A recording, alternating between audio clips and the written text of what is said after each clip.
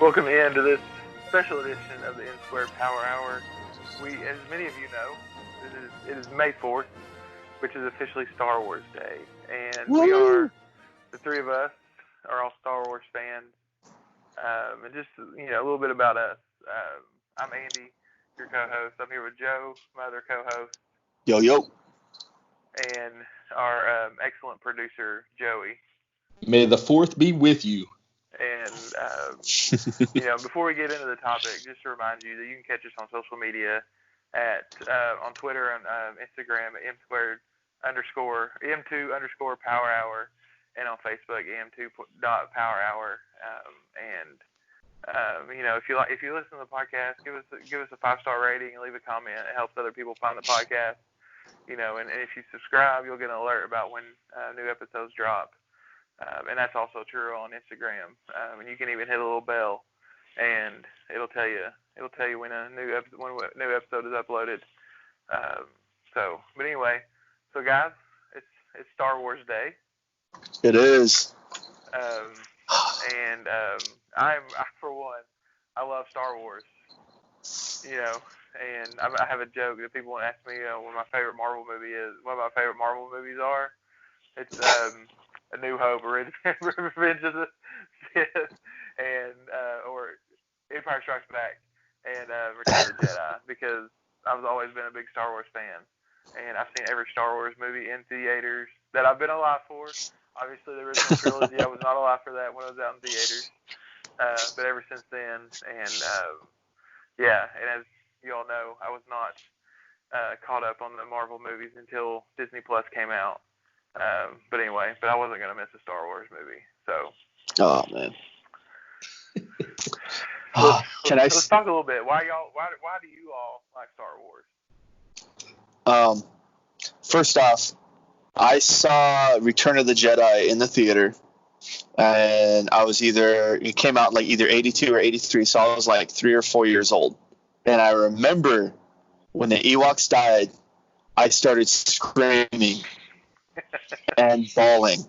And my poor Aunt Mary, I love my Aunt Mary to death. She's still that's such an amazing person. She was just mortified because, she was like 20 years old at the time. And here's her nephew just, they're dying! And full on bawling in the theater. And I remember it. Like, I don't remember much about that age, but I remember that. And every time I bring it up, she was just like, people hated you. Like, people were like, take him out of the theater. So I was old enough to see one of the first trilogy movies, which is pretty sad, but it was still awesome. A New Hope, still my all-time favorite movie. I tortured my family with that movie. I watched that probably, oh my gosh, as a kid, I probably watched that like 200 times. And I would just, like our kids today with like Frozen or whatever movie's out now, or like my son made me watch VeggieTales Jonah 10 million times when he was growing up.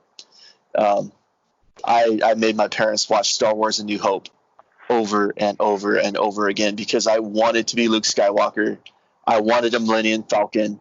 And I didn't care about the X-Wing fighter. My favorite scene was when he's in the Millennium Falcon shooting at the TIE fighters. And I just wanted to be Luke Skywalker at that point in time. I got one, like that's me. And then I wanted to be a stormtrooper just because I thought the uniforms were cool. Like, who didn't want to own a stormtrooper uniform? So I've loved those movies my entire life. Like, my first memory is watching a Star Wars movie. So I could go on and on about that. What about you, Joey? I'd say for me, one of the reasons I fell in love was because it was such a big deal. And when I was little, my brother, my baby brother, had just been born, and I had been begging my parents to let me watch Star Wars because all the other kids had been watching it for 3 or 4 years. I was like 10 or 11 years old. So I'm sitting there going, I want to watch Star Wars. I want to watch Star Wars. And my dad finally convinces my mom, because my parents were very strict. Like, I wasn't allowed to watch anything past a G movie until I was 12. I wasn't allowed to watch any of the Power Rangers. I watched all of them, but I wasn't allowed to watch any of the Power Ranger movies or TV show. Like, it was too violent. So if Power Rangers is too violent, then Star Wars is. Wow. Yeah. But they finally said yes. And I remember I was allowed to, but I had 3 siblings that weren't. So I had convinced my dad. My mom was out running errands or something, and I had convinced my dad whenever my mom was gone that if I would stand there with the baby at the bassinet next to the TV while my siblings were out playing outside, I could watch Star Wars. So I was like sitting there watching Star Wars. The baby would start to cry, and I would start shaking the bassinet. Shh, shh, shh. And then something big would happen, and Darth Vader. I go, oh no! And then the baby starts crying again. I wake the baby. No, shh, shh, shh. And my brother would pop his head in. What are you doing? Out! You're not allowed in here. No, I'm watching Star Wars. You're not getting in the middle of this. So, like, for me, it was almost like that next step into becoming an adult. Like, not an adult, but like that next step of maturity that my dad thought I was old enough to be able to watch Star Wars. So for me, it was like a becoming a man moment, which is weird to say. That's funny. But welcome to manhood, son. Here's Star Wars. And then I remember my cousin actually convincing my mom to let me skip on a Friday at noon school to go and watch episode 1 when it came out. And that was one of the first movies where people from that time frame where people would dress up for the movie. Like, I know in the 80s that happened, but then through the 90s and into the 2000s and everything, people quit dressing up for movies because there just wasn't a fandom for movies like there had been. At least I didn't see it. And this was where everyone was dressed up and people came dressed as Darth Maul, and like it was just really, really cool. And that experience just drew me in even more. Like, yeah, nice. Couldn't help but get sucked in. Well, for me, growing up, I was always, and still am, fascinated with space. You know, like I love, like anytime there's this, you know, like, I think about a month ago when the moon had that ring around it. Mm-hmm. Did y'all see it? Yeah. Anytime something like that, just some phenomenon like the solar eclipse, anything like that happens, like I'm on top of it. I'm outside. I'm watching it. You know, if like a comet's gonna pass by at 3 o'clock in the morning, I'm setting an alarm because I'm gonna get up and I'm gonna go try to find it. You know, and I remember I don't remember what it was. When I was growing up, I had this NASA membership to whatever, and I would get these really cool pictures of, different planets and stars, and constellations and things like that. So Star Wars was just up my alley with the space travel and all that. And I remember one day my dad came home from a work Christmas party, and he had won the VHS pack of the trilogy. And for all those you don't know, VHS is a giant cassette tape that we used to use to watch movies. And I remember I watched them, and I just fell in love with Star Wars. Like, I've never been the type of person that dressed up, but like, this is a really cool story. One of our first foster kids, we had her around Christmas last year, 2 years ago. She got me a Christmas present with a BB-8 mug. And so, like, I celebrate anytime, and we'll get into this later, but like anytime I celebrate Star Wars days throughout the year, because anytime a new Star Wars thing comes on, it's Star Wars Day, and I'm drinking my coffee out of my BB-8 mug. There you go. Yeah, so that's my thing, and and I love the original trilogy. I think my two favorite. I can't pick one favorite movie out of that. I think if you pin me down, and I had to pick it, it would be Return of the Jedi. Just because it was cool seeing Luke travel from that kid who had no idea what a Jedi was to just this confident Jedi Master at the end of it when he's standing before Jabba's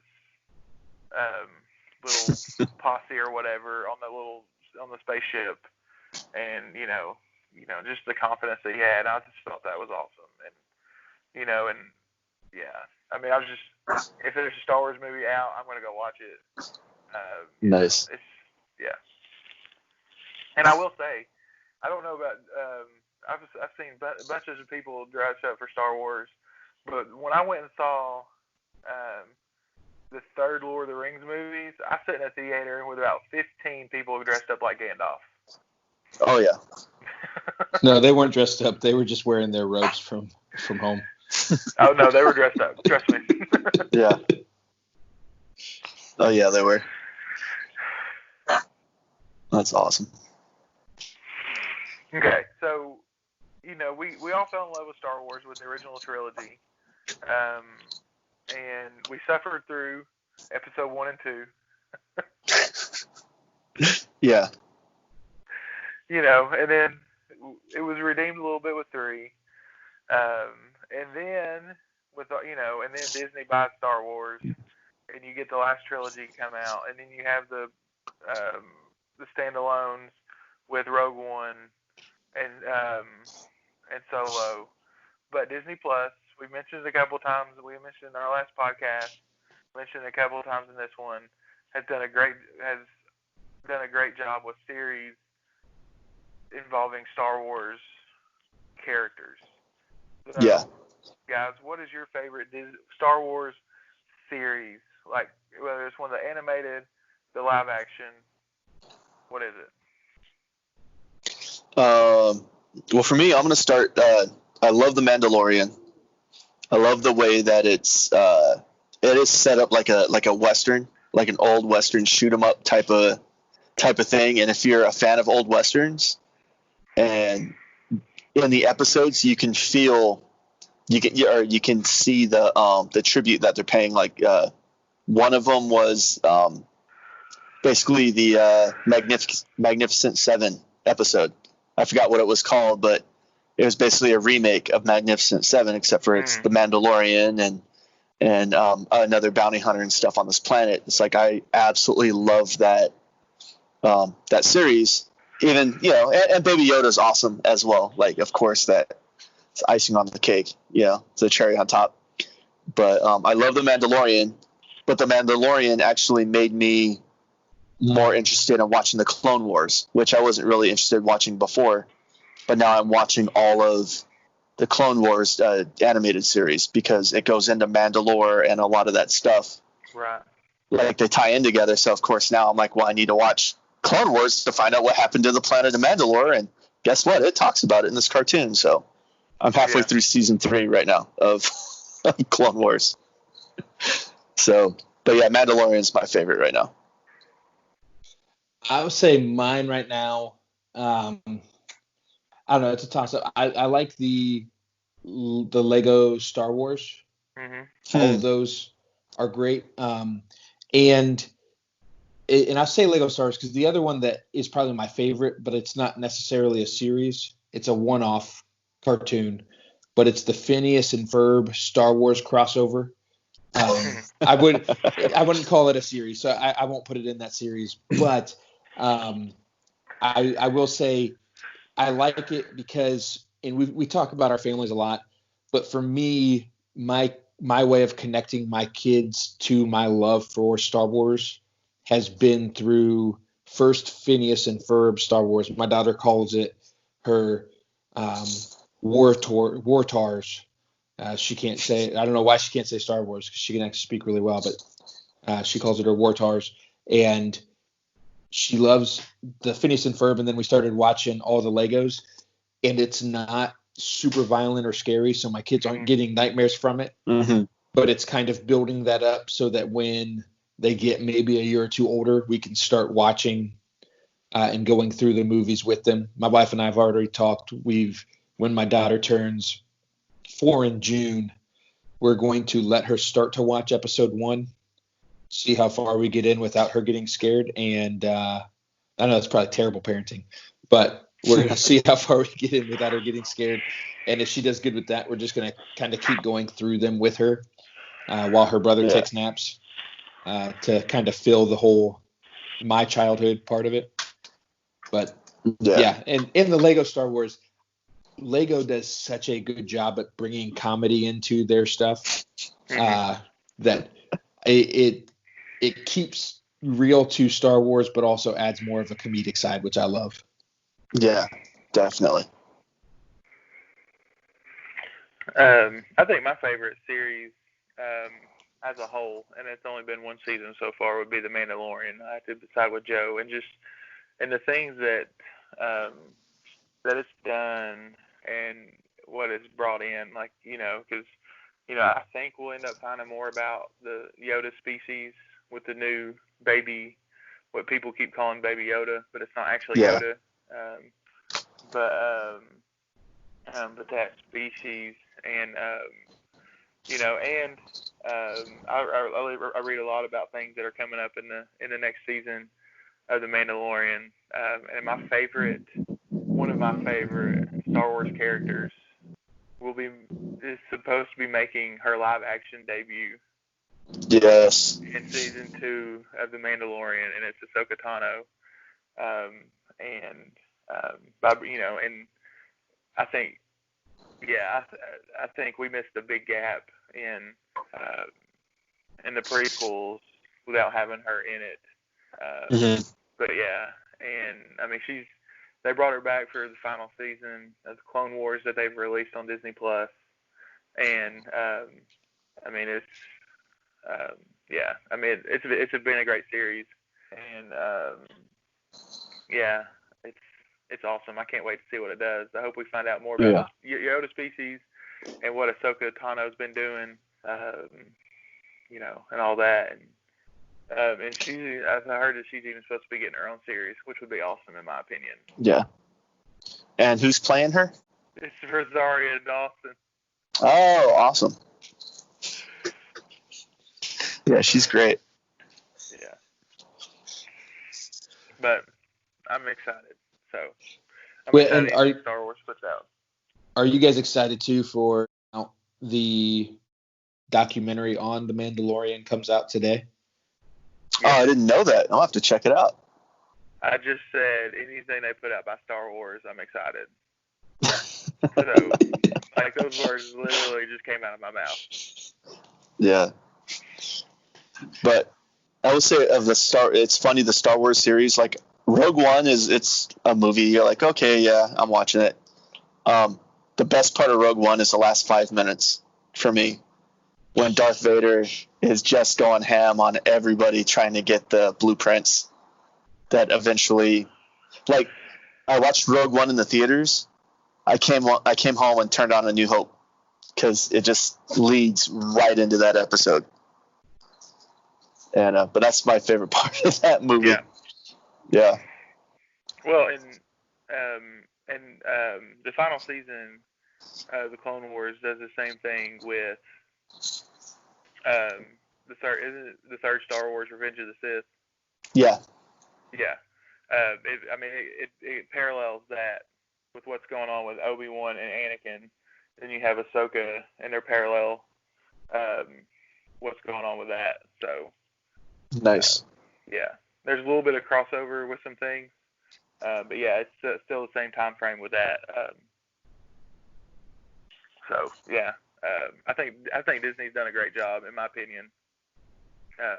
Everything they've put out on with Star Wars has been good.